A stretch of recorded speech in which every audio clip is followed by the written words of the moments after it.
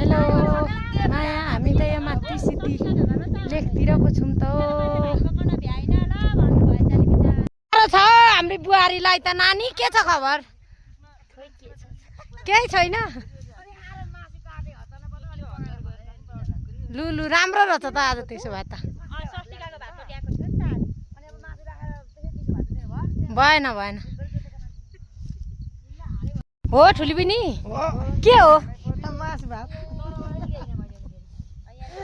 के हो दिपा? तारा